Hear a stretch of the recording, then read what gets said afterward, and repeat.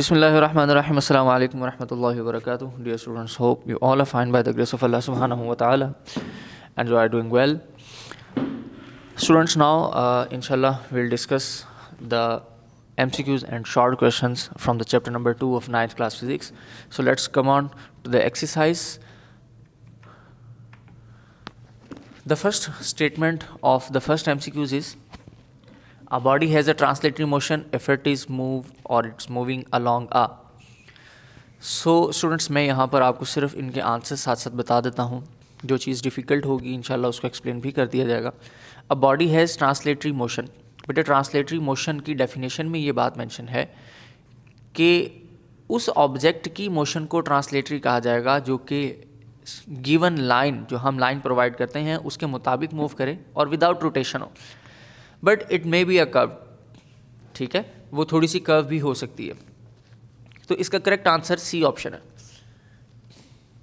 Second statement है the motion of a body about an axis is called. Motion of a body about an axis. ठीक है, इसके का क्या answer होगा स्टूडेंट्स? Rotatory motion. सर्कुलर भी किसी न किसी एक्सिस पॉइंट के गिर्द होती है, लेकिन वो एक्सिस उसका अपना नहीं होता. लेकिन रोटेटरी मोशन के अंदर जो ऑब्जेक्ट की मोशन है वो अबाउट इट्स ऑन एक्सिस होती है. तो ये चीज़ आपने अच्छी तरह समझनी और याद रखनी. थर्ड एमसीक्यूज है which of the following is a vector quantity. मैंने आपसे अर्ज की थी आप वेक्टर क्वांटिटी और स्केलर क्वांटिटी की डेफिनेशंस को याद करें और इनकी एग्जांपल्स को भी साथ ही साथ याद करें. यहाँ पर स्टूडेंट आपके पास जो वेक्टर क्वांटिटी की एग्जांपल है वो है डिस्प्लेसमेंट. कौन सी है? डिस्प्लेसमेंट. इसके बाद स्टूडेंट आपके पास पॉइंट नंबर 4 है if an object is moving with a constant. If an object is moving with a constant speed then its distance time graph will be a straight line. अगर तो constant speed होना तो speed को हम y axis पर रखेंगे और constant होने की वजह से हम उसको स्टिल स्ट्रेट लाइन ड्रॉ करेंगे और स्ट्रेट लाइन जो होगी वो क्या होगी स्टूडेंट? अब ये देखें, अगर आपको ये चीज़ थोड़ी सी डिफ़िकल्ट लग रही हो तो आप अपने स्पीड टाइम ग्राफ पर भी जा सकते हैं. हमें चाहिए कांस्टेंट स्पीड, लेकिन डिस्टेंस टाइम ग्राफ पर स्पीड कांस्टेंट होनी चाहिए लेकिन डिस्टेंस टाइम ग्राफ पर. तो यहाँ पर आप डिस्टेंस टाइम ग्राफ देखेंगे, ये है डिस्टेंस टाइम ग्राफ. तो डिस्टेंस टाइम ग्राफ के अंदर देखें कि कांस्टेंट स्पीड कौन सी शो कर रही है, ये वाली. ये बहुत कंफ्यूज करती है बेटे चीज़ें इस पॉइंट ऑफ व्यू से, क्योंकि उसने एक पूछ लिया स्पीड टाइम ग्राफ, यानी कि कांस्टेंट स्पीड तो हम समझेंगे स्पीड टाइम ग्राफ की बात हो रही है, लेकिन उसने कांस्टेंट स्पीड पूछी है डिस्टेंस टाइम ग्राफ पे. तो ये इंक्लाइंड शेप बनेगी.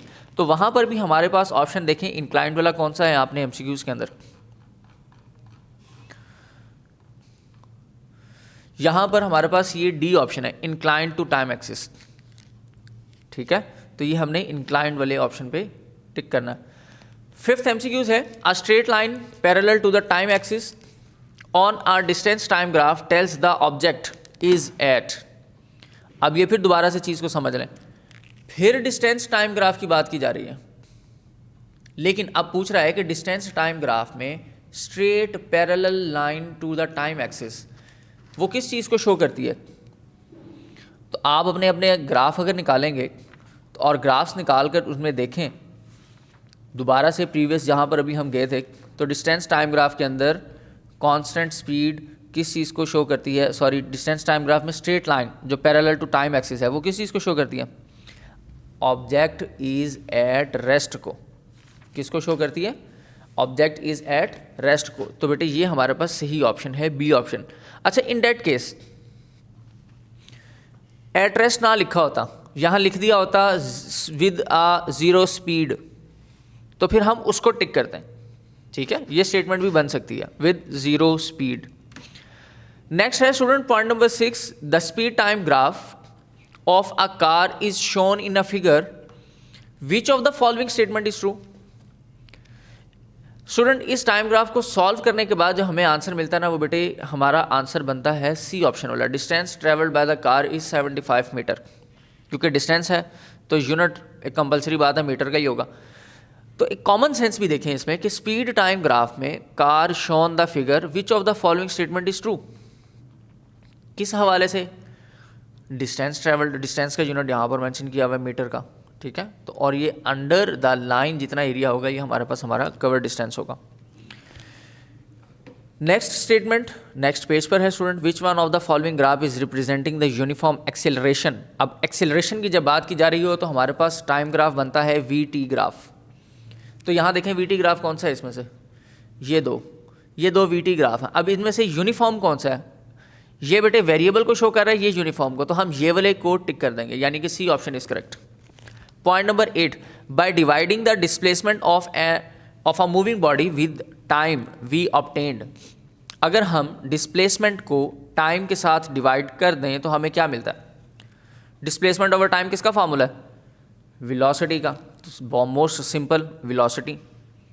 A ball is thrown vertically upward, एक ऑब्जेक्ट को ऊपर की तरफ भेजा जाएगा, its velocity at highest point is, maximum point पर जाकर उसकी वेलोसिटी क्या होगी? ये बड़ा इंटरेस्टिंग क्वेश्चन है, क्योंकि देखें जब ऑब्जेक्ट ऊपर की तरफ जा रहा होगा और हमने सिर्फ ऑब्जेक्ट को ऊपर तक की ही कंसिडर करना हो कि यार जाते हुए ऊपर तक गया, क्या स्पीड चेंजेस आए, तो जब हम भेजेंगे तो इनिशियल वेलोसिटी, जब वो अपनी मैक्सिमम पॉइंट पर पहुंचेगा तो वो उसकी फाइनल वेलोसिटी होगी। अच्छा, अब फाइनल वेलोसिटी हाईएस्ट पॉइंट पर जाकर ऑब्जेक्ट कहीं वहीं पर रुक नहीं जाता, हमेशा नीचे आता है। तो जैसे ही वो ऊपर जाएगा, अपनी मैक्सिमम हाइट अटेन करेगा, तो सडनली एक इंस्टेंट के लिए रुकेगा और फिर नीचे आ जाएगा। और ये जो रुकना है ये तब होता है जब आपके पास वेलोसिटी जो है वो ज़ीरो हो। तो हम ये कंसीडर करेंगे कि वर्टिकली अपवर्ड मूव करते वक्त ऑब्जेक्ट की वेलोसिटी हाईएस्ट पॉइंट पर ज़ीरो होगी। 10th हमारे पास एमसीक्यूज है बेटे, a change in position is called, change in position is called, what is mean by the change in position?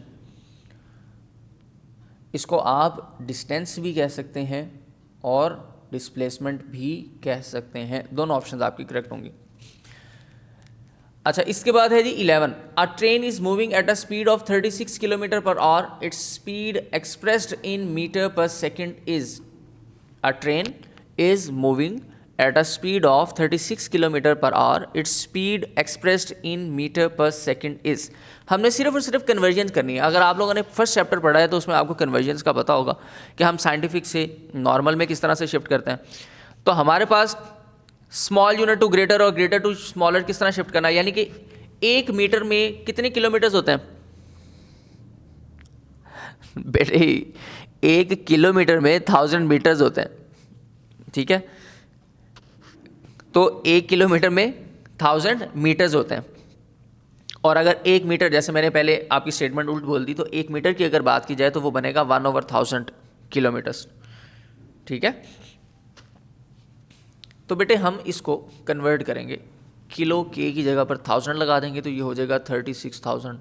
फिर हम उसको पर और है तो 3600 से डिवाइड करेंगे तो हमारे पास इसका फाइनल आंसर बेटे मिलेगा 10 metre per second. 12th MCQ student हमारे पास है, a car starts from the rest, its means initial velocity 0 हो गई, it acquires a speed of 25 metre per second after 20 second, final velocity 25 metre हो गई और स्पीड टाइम कितना है 20 सेकेंड्स का। तो distance moved by car during this time interval is, after using the formula we can calculate the answer is 250 metre. ये इसका correct answer है। अच्छा, इसी तरह बेटे अगर हम शॉर्ट क्वेश्चंस की तरफ शिफ्ट करें तो हमारे पास पहला शॉर्ट क्वेश्चन है, explain translatory motion and give example of various types of translatory motions. सबसे पहले ट्रांसलेटरी मोशन को आप डिफाइन करेंगे, उसकी एग्जांपल देंगे। फिर ट्रांसलेटरी मोशन की कुछ टाइप्स थी जिसमें हमने लीनियर, सर्कुलर और रैंडम मोशन को पढ़ा, ये तीनों आप डिस्क्राइब करके उनकी भी एग्जाम्पल्स देंगे। क्लियर? इसके बाद कुछ डेफिनेशंस हैं सिंपल डिफरेंशिएशन के साथ, difference between the following, rest and motion, circular and rotatory motion, distance and displacement, speed and velocity, linear and random motion, scalar and vector. तो हर एक की डेफिनेशन ऑलरेडी आपकी बुक के अंदर बेटे बहुत अच्छे अंदाज के अंदर लिखी हुई है। आप चाहें तो इनको इन अ फॉर्म ऑफ कॉलम भी बना सकते हैं डिफरेंशिएशन को। अगर आप कॉलम में बनाते हैं तब भी आप वही डिटेल लिखेंगे, और अगर आप इसको प्रॉपर डेफिनेशन के लिहाज से डिफरेंशिएट करते हैं तब भी आपकी डिटेल क्या क्या होंगी, डेफिनेशन, एग्जाम्पल, अगर फॉर्मूला है तो फॉर्मूला फिर उसका यूनिट और उसकी क्वांटिटी, ठीक है, दो ही कैटेगरीज हैं, या तो आपकी डेफिनेशन के साथ फार्मूला होगा, अगर तो फार्मूला है तो फिर आप फार्मूला, यूनिट और क्वांटिटी लिखेंगे साथ, लेकिन अगर उसका फार्मूला नहीं है तो फिर आपने सिर्फ उसकी एग्जाम्पल देनी है। 2.4 define the term speed, velocity and acceleration. तीनों टर्म्स को हमने एक्सप्लेन करना है और इसको किस तरह से रिप्रेजेंट किया जा सकता है, किस तरह से एक्सप्लेन किया जा सकता है, जो मैं भी आपको बता रहा हूँ वो बेटे आपको मैं एक एग्जाम्पल शो कर देता हूँ। लेट्स सी हियर,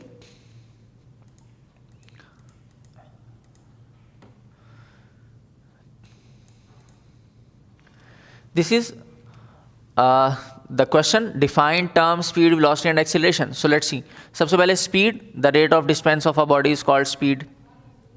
इसी तरह velocity की definition, अच्छा यही वाला फॉर्मूला और यूनिट ऊपर भी लिखा जा सकता है, ठीक है, ऊपर क्या होगा, distance over time, unit metre per second, same. Velocity की डेफिनेशन फॉर्मूला यूनिट, एक्सेलरेशन की डेफिनेशन फॉर्मूला यूनिट, इस तरह से आपने इनको एक्सप्लेन करना। नेक्स्ट क्वेश्चन है student, can a body moving at a constant speed have an acceleration. बहुत से बच्चे इस पे कंफ्यूज होते हैं, बहुत से टीचर्स भी इस चीज़ पर कंफ्यूज हो जाते हैं बेटे, लेकिन आपने कंफ्यूज नहीं होना। इसका आंसर देने के लिए दो तरीके हैं आपके पास, एक तरीका जिसमें आप यस कहते हैं और एक तरीका जिसमें आप नो कहते हैं। अगर तो आप नो वाला आंसर देंगे तो बहुत आसान हो जाएगा कि आप सिंपली अपने आंसर में नो लिखेंगे और ऊपर वाले क्वेश्चन की स्टेटमेंट को ही दोबारा नीचे लिख देंगे। जैसे पूछा गया, can a body moving at a constant speed have an acceleration, लेकिन हमने क्या आंसर में कहना, no, a body moving at a constant speed does not have acceleration. Clear, यानी ऊपर वाली स्टेटमेंट को ही क्वेश्चन को आंसर में लिख दे, ये सबसे आसान तरीका है। लेकिन अगर आप इन डेट केस के येस लिख देते हैं तो फिर आपको रीजन बतानी पड़ती है, तो फिर हम लिखेंगे yes, a body moving with a constant speed has acceleration if it changes its direction और टेकिंग अ टर्न। अब ये उसकी फाइनल स्टेटमेंट है जो उसकी रीज़न हमने साथ बता दी। तो दोनों तरह से बेटे आपका आंसर ठीक हो सकता है, आपको जो बेस्ट लगे वो आपको एक इनमें से याद कर लीजिएगा ताकि आप खुद भी कंफ्यूज ना हो। लास्ट क्वेश्चन स्टूडेंट आज का हमारा है question number 6, and how do riders in a Ferris wheel possess translatory motion but not rotatory motion. Student, rider in a Ferris wheel possess translatory motion because, क्यों, because के उसके अंदर जो object है, जो मूवमेंट है वो अलॉन्ग अ लाइन है, अलॉन्ग अ गिवन पाथ है, इंस्टेड ऑफ इट्स एक्सिस, वो अपने एक्सिस के गिर्द, तो यानी अगर फॉर एग्जांपल फेरिस व्हील के अंदर कोई एक ऑब्जेक्ट है, यानी कि एक पर्सन बैठ गया, तो अब वो पर्सन अपने एक्सिस के गिर्द तो रोटेट नहीं कर रहा, किसी और एक्सिस के गिर्द रोटेट कर रहा है, तो इसका मतलब वो सर्कुलर हो सकता है, लेकिन सर्कुलर भी इन डेट केस के उसकी कॉन्टिन्यूस मोशन वैसी ही हो, लेकिन वो पाथ हमने खुद से प्रोवाइड किया होता है, तो इसलिए क्योंकि हमारा गिवन पाथ है इसलिए हम उसको फिर ट्रांसलेटरी कंसीडर करते हैं। तो ये आपके क्वेश्चन का आंसर है। बाकी रिमेनिंग क्वेश्चंस इंशाल्लाह हम अपने नेक्स्ट लेसन के अंदर डिस्कस करेंगे। तो नेक्स्ट लेक्चर तक के लिए बेटे इजाज़त दीजिएगा। अल्लाह हाफ़िज़।